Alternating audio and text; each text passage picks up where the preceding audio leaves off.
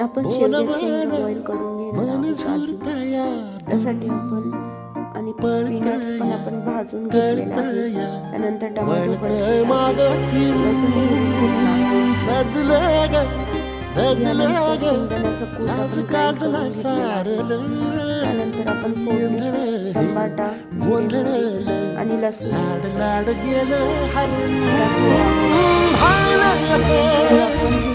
उरात पण जायला गेले ते ओढ लागली मनात चढ